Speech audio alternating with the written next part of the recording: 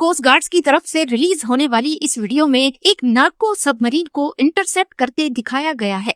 एक marine petrol aircraft जब Pacific coast के पास पेट्रोलिंग कर रहा था, तभी उनको पानी के अंदर एक सबमरीन का अक्स नजर आता है। वो फौरन यूएस कोस्ट गार्ड्स को रिपोर्ट करते हैं और चंद मिनटों में ही 2 बोट्स और एक हेलीकॉप्टर वहां पहुंच जाते हैं। वीडियो में देखा जा सकता है कि कोस्ट गार्ड्स का क्रू सबमरीन के बिल्कुल करीब आ चुका था, लेकिन शायद अंदर मौजूद स्मगलर्स को इसका इल्म नहीं था। आखिर ऑफिसर्स ने जबरदस्ती सबमरीन का लैच खोला और अंदर मौजूद स्मगलर्स को अरेस्ट कर लिया। इस नार्को सबमरीन में 3000 केजी कोकेन मौजूद थी, जो साउथ अमेरिका से यूएसए तक खामोशी से लाई जा रही थी। ये उन 200 नार्को सबमरीन्स में से एक थी जिनको अथॉरिटीज ने 2006 से 2025 तक कैप्चर किया है। पर ये तो सिर्फ वो थी जो पकड़ी गई। यूएसए में हर साल हजारों सबमरीन्स इल्लीगल ड्रग्स पहुंचाती हैं और किसी को कानो कान खबर नहीं पड़ती। नार्को सबमरीन कैसे काम करती हैं, इन्हें पकड़ना मुश्किल क्यों होता है और आखिर इन्हें बनाया कहाँ जाता है। स्मगलिंग एक ऐसा अमल है जिसकी रोकथाम के लिए हर कंट्री हर दौर में अलग अलग इदारे बनाती आई है और नए नए तरीकों से ड्रग स्मगलर्स को पकड़ने की कोशिश की जाती है। लेकिन इतनी कोशिशों के बाद हम देखते हैं कि यूएसए और यूरोप के कई मुल्कों में अभी तक इसे 100% रोका नहीं जा सका। इसकी सबसे बड़ी वजह यह है कि बड़े बड़े ड्रग कार्टेल्स अपने आप को एंटी ड्रग फोर्सेस से हमेशा 2 कदम आगे रखने की कोशिश करते हैं। शुरुआत से ही South America illegal drug mafia का गढ़ रहा है और इसकी वजह है यहाँ का यूनिक क्लाइमेट, जो कोका प्लांट की पैदावार के लिए सबसे परफेक्ट है। फिर वक्त दुनिया में सबसे ज्यादा कोकेन की पैदावार कोलंबिया में होती है। यूएसए में पकड़ी गई 90% कोकेन का ताल्लुक कोलंबिया से बताया जाता है। इसके बाद आता है पेरू और फिर बोलीविया। ये तीनों साउथ अमेरिकन कंट्रीज हैं और इन्हीं को ही कोकेन इंडस्ट्री का गोल्डन ट्रायंगल या एंडियन ट्रायंगल समझा जाता है। पूरी दुनिया में जितनी भी कोकेन है उसका 99.5% हिस्सा इन 3 मुल्कों में ही प्रोड्यूस होता है। अब साउथ अमेरिका से इन ड्रग्स को सेंट्रल अमेरिका और यूरोप तक लेके जाने के लिए अलग अलग तरीके इस्तेमाल होते रहे हैं। 1960s में जब सख्ती कम होती थी तो लोग अपने लगेज में ही डालकर नॉर्मल पैसेंजर प्लेन्स में इसे सेंट्रल अमेरिका और यूरोप तक लेके जाते थे। फिर सख्ती बढ़ने लगी तो बहरी जहाजों का इस्तेमाल शुरू हो गया। पर क्योंकि स्मगलिंग में प्रॉफिट मार्जिन्स बहुत ज्यादा होते हैं, खासकर अगर प्रोडक्ट इल्लीगल हो, तभी ड्रग माफिया ने 1980s के दौरान छोटे सेस्ना जहाजों का इस्तेमाल भी किया। इन जहाजों को कोलंबिया से उड़ाकर कैरेबियन के छोटे आइलैंड्स जैसा कि नॉर्वेन्स या फिर सेंट्रल अमेरिका के जंगलात में बनी सीक्रेट एयर स्ट्रिप्स पर उतारा जाता था। ये वो दौर था जब पाब्लो एस्कोबार का मेडेलिन कार्टेल दुनिया की 80% कोकेन मार्केट को कंट्रोल करता था। कार्लोस लेदर जैसे शातिर पार्टनर्स ने नॉर्वेन्स के जैसे आइलैंड्स को स्मगलिंग हब बना दिया था, जहां ये छोटे जहाज लैंड करते थे।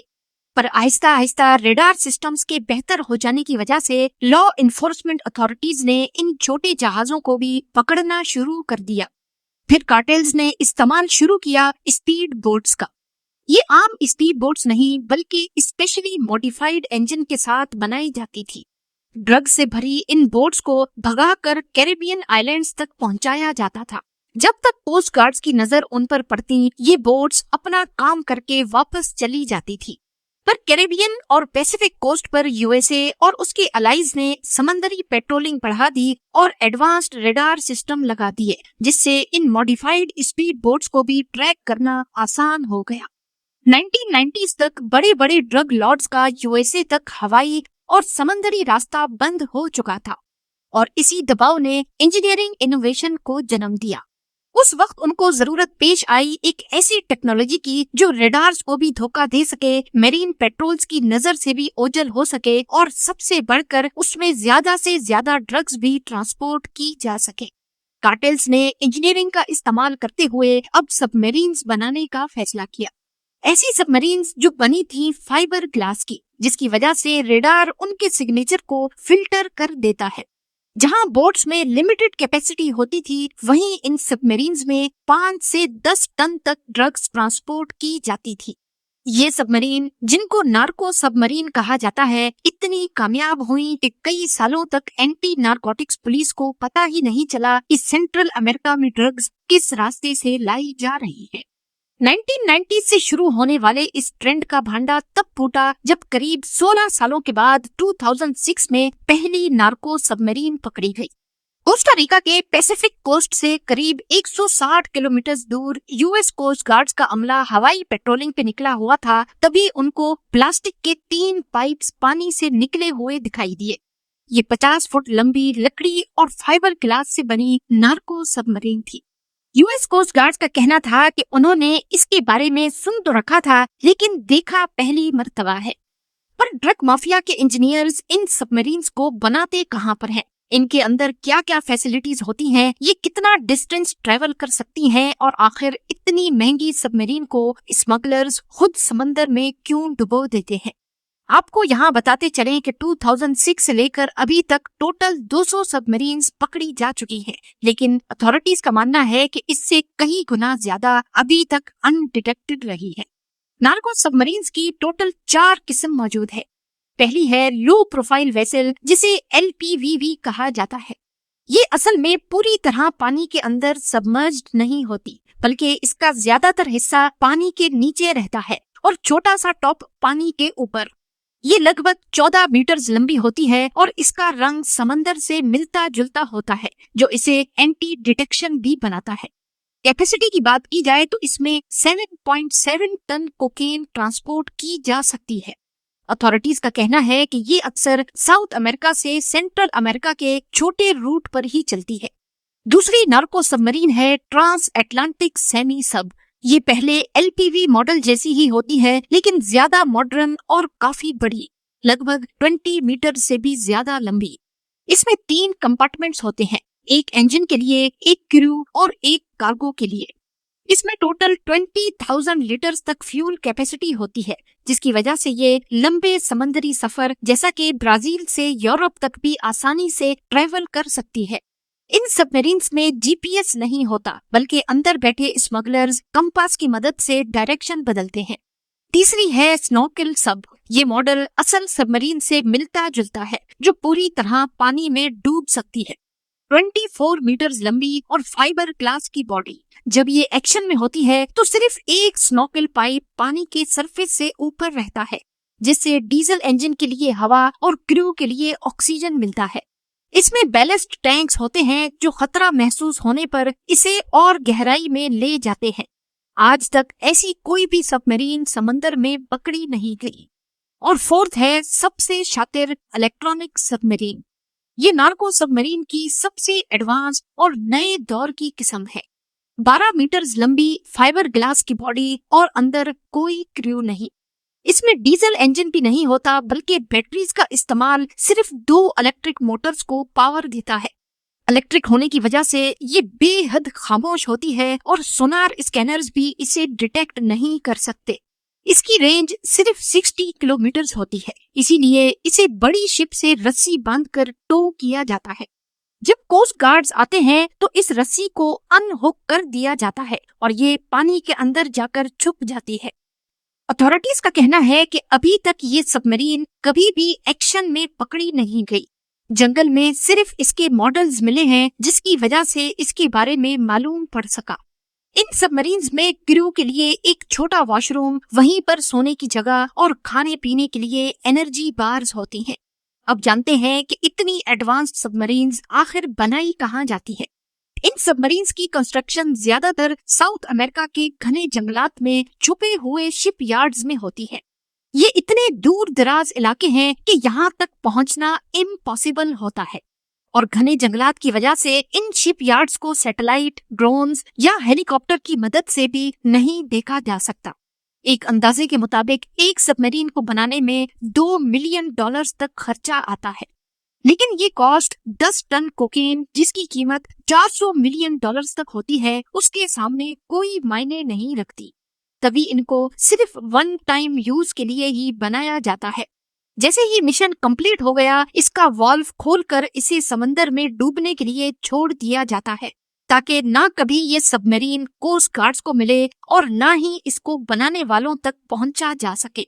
यहाँ तक कि अगर अंदर क्रू मौजूद हो और उनको पता चल जाए कि कोस्ट गार्ड्स करीब आ रहे हैं तो वो फौरन इमरजेंसी वाल्व खोलकर इसे जानबूझकर डुबो देते थे और खुद बाहर निकल जाते थे ताकि पीछे कोई सबूत ना बचे।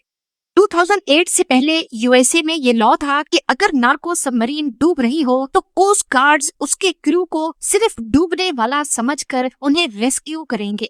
और क्योंकि सबमरीन तो हजारों मीटर नीचे ओशन फ्लोर पर जाकर खो गई और सारे सबूत मिट गए, इसीलिए उन पर केस चलाना मुश्किल होता था। लेकिन 2008 के बाद ये लॉ बदल दिया गया। फिर भी स्मगलर्स ऐसी हालत में सबमरीन को डुबो देते हैं क्योंकि उन्हें मालूम होता है कि सबूत ना मिलने की वजह से कोर्ट में आर्ग्यूमेंट करना आसान हो जाएगा और हो सकता है सजा कम हो जाए। यही वजह है कि ज्यादातर नार्को सबमरीन्स के मुकद्दर में ही डूबना लिखा है, चाहे वो कामयाब डिलीवरी करें या फिर पकड़ी जाए। बहुत ही कम केसेस में ऐसा हुआ है कि कोस्ट गार्ड्स ने किसी नार्को सबमरीन को एक्शन में पकड़ लिया हो।